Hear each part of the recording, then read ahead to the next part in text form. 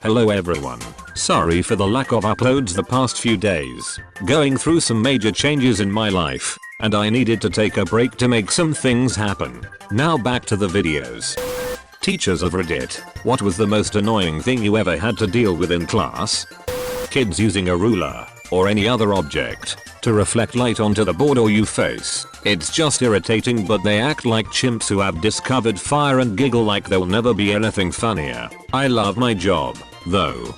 One kid in my class figured out how to turn the projector on off using an app on his phone. That poor teacher never knew which one of us it was.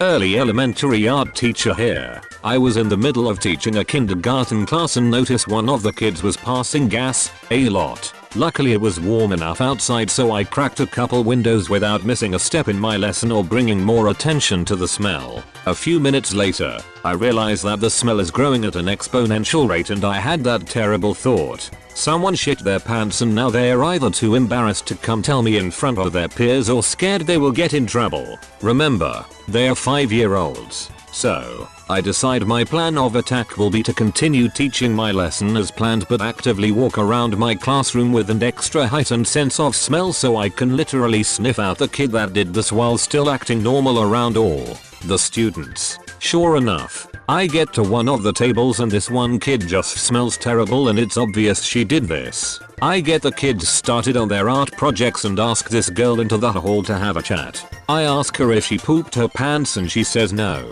I ask her if she's sure she didn't and she says yes, she's sure. We go back inside the class and the smell gets even worse. A couple minutes later I ask the same girl back out in the hall and I tell her I know she pooped her pants and that she needs to go to the school nurse to get a change of clothes. After it takes some convincing, I get her out of there and get things cleaned up on the slicer, that way a lot of the other kids wouldn't find out what happened and therefore wouldn't tease the girl later. That was a rough day. I'm a student, but one of my teachers was telling me today about how his class was critiquing an anonymous essay from a student who took the class in the previous year, and one kid raises his hand and says, "I'd rather circumcise myself with a rusty tin can than read that again," and the guy I was talking to, the teacher, said he had no idea how to respond. I would imagine that. Squeaky chairs. It seems silly, but when chairs squeak every time a kid moves. My students once welcomed a stray dog in the room, where he promptly vomited. The week prior, they had a dirty street pigeon in there, claiming it was a pet. It shit all over. I grew weary. I had a student years ago named Marco. Marco has 2 TTEs and his tics were usually calling out Mom, Lily, his sister, and most often his own name. Try teaching algebra when you hear Marco and, without fail, a few kids yell polo all year long. Note, only really annoying for me. Marco thought the exchange was hilarious and was quite the popular kid. Really happy they accepted him. Sorry you had to deal with it though, lol. Inability to fill in the attendance register. 30 in class, only 27 names on register. Who hasn't filled in their name? We all have. No, you haven't. Who hasn't filled it in? Silence. Start asking individually until register is finally filled in. Amazing how people will argue that they have filled in their name when they haven't. Parents who ask why I've not taught their 2-year-old to read. Dude, if they were ready and we had the staff to sit one-on-one to teach them, I'd love to. But I'm too busy changing them, cleaning and doing pointless paperwork. There is a lot more to learning to read than sitting a kid down and trying to shove books down their throats. Also, revenge poopers. Little Johnny got mad because I didn't let him put the Lego up his nose or keep hitting Sally. He goes and poops on the floor and waits for me to find it. You could not pay me enough. I'm a computer science teacher. This is important as my students usually have access to a computer. One student likes to be hated by the other students, so he found an online tone generator and set it to a frequency that older people wouldn't be able to hear, but it would massively annoy his classmates. Thankfully, I'm not particularly old and have fairly tuned in hearing from a background in audio engineering, so I could just mute his computer. The most annoying part is that if he put as much effort into his work as he did into creative ways to piss people off, he could do really well. The country I teach in sells energy drinks to the small children on their break. Then they come into class bouncing off the walls and won't stop talking. The absolute most stressful thing I've ever experienced in my life. I'm not a teacher, but if you're not familiar with Kahoot, it is a game where all the students go on their phone or a laptop and enter a game code and look at the projector to answer the questions on their phone.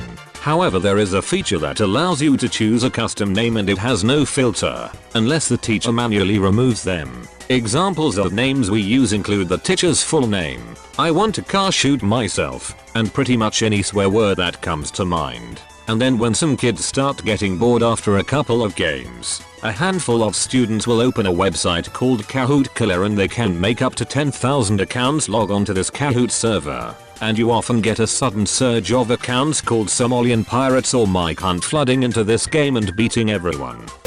Being confronted with the fact that I cannot help all of my students out of the gutter. I teach in special ed, students who got kicked off of every single school, even sped schools, in the region go to the school I work at. They have the most extreme behavioral psychological issues. I was always the strict but nice and respected teacher at my past jobs, but at this job, students just won't accept you no matter how hard you try and how nice you continue to be. Students insult me 1,000 times, hit me and storm out of the classroom, fight me during your break.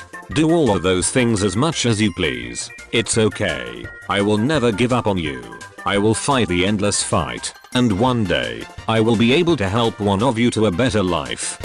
I'm an English teacher in a UK high school. I've been teaching full-time for about 6 months now, and, for me at least, the annoying things in the classroom are never just the one-off events, like a kid doing something awful or whatever. For me, the most annoying thing is the apathy of the average parent, and this becomes the apathy of the average student, though some genuinely don't care. Most parents want their children to succeed, but either do not help their child to do so, or even actively work against them in some foolish way. The problem then is basically this: without constant support and encouragement at home, a child is unlikely to succeed to a high degree. I'm fully aware that parents have jobs and commitments of their own, but school simply cannot be the entire delivery system for education. Even a tiny bit of extra work at home would reap huge benefits in the long term. The other big frustration for me is that quite frequently, the best you get out of some students is their minimum effort. Former primary and secondary school teacher here based in the UK. My vote goes towards incompetent or robotic senior management. Also, their policies, making you do reports during holidays. Except it's worse because they open the system a week or so before said holiday, meaning technically they're not making you do them in the holidays. Not employing cover supervisors, so you end up using your free period to cover the lessons of your absent colleagues, thereby building resentment towards them. Not being allowed to sit down at all during lessons. Spontaneously sticking their head in the classroom to see if you need any support. See if you're sitting down. Abuse of the term support. I'm sure many more will be added to this list. Edit. As this is taking off, I thought I'd add a couple more thanks to inspiring replies. Business people running schools. Overuse of business language such as rigor, performance, review, oversight, synergy, added value and all the other wank words many of us left businesses to get away from. Surveillance cameras in the classroom for everyone's protection. Edit. Gold. Amazing. Thank you. As so many have asked, the sitting thing. It means you're not engaging with the students during the entire lesson. Personally, I've never had a problem with it. It suits my teaching style. I constantly did this as a teaching assistant, and I'm an active person who enjoys exercise, especially when it's built into my day. But to make it policy rather than guidance is bullshit micromanagement. Bottle flipping and dabbing. To this day, the sound of a half-filled bottle of water landing on the floor fills me with rage. I teach English in a Chinese kindergarten. Nursery. Annoying, maybe a tad strong, but it is unfortunately inconvenient and counterproductive when the local teacher is overeager. Some are taking an active part in the class, which is great, but oftentimes they step in to correct the kids and do so incorrectly, pronunciation particularly. Also, due to the different teaching approach, and I guess impatience, they tend to push the kid and stress them out to give an answer without giving enough time to think and come up with something. To elaborate on the second point, I'd rather the kid gave me any answer by themselves, however incorrect, so that we can correct it together, than the teacher pushing or giving the answer and destroying the kid's confidence in the process. Thank you for watching. Smash that like button like it's a thick booty. And don't forget to subscribe to okpjdark if you like nice things, like new videos every day. See you tomorrow.